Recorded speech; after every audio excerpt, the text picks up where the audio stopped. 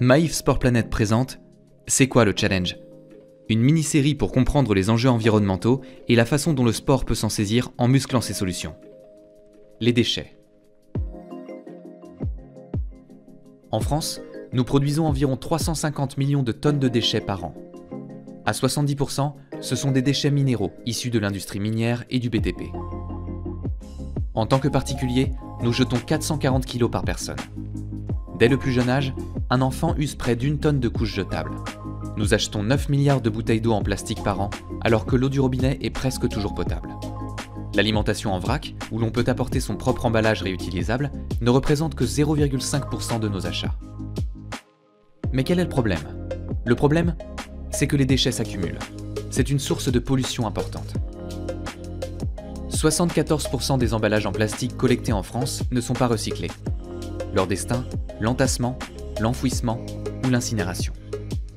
Près de la moitié des déchets retrouvés en mer sont des emballages, sacs, pots, bouteilles, tubes.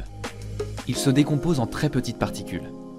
5000 milliards de ces déchets en plastique de taille microscopique flottent sur les océans. C'est une menace pour la chaîne alimentaire et la fertilité de la faune marine. On les retrouve dans l'estomac des poissons, des oiseaux marins, des tortues. Et le sport dans tout ça? Le sport et tous ses consommables portent une lourde responsabilité dans la production de déchets.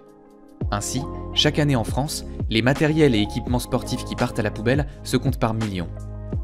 La construction d'infrastructures n'est pas en reste. Pour ne citer qu'un exemple, la cité olympique de Sotchi a généré 5 millions de tonnes de déchets et 817 000 tonnes de débris de construction. Alors on fait comment? La réduction des déchets est sans doute l'action d'éco-responsabilité la plus facile à mettre en œuvre. Il est même tout à fait envisageable de tendre vers le zéro déchet, ou presque.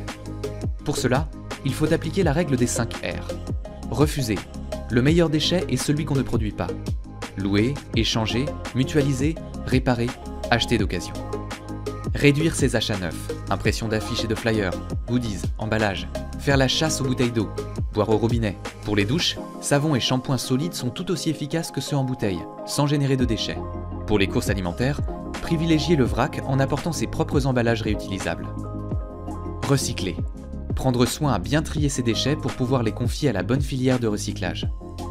Grâce à des entreprises spécialisées, les balles de tennis et les pneus deviennent des revêtements de sol, les volants de badminton sont convertis en mobilier, les voiles de bateau sont transformées en sacs, pouf, transat. Vider ses fonds de placard, les donner à des associations ou les revendre d'occasion. Rendre à la terre, valoriser les biodéchets en compostage.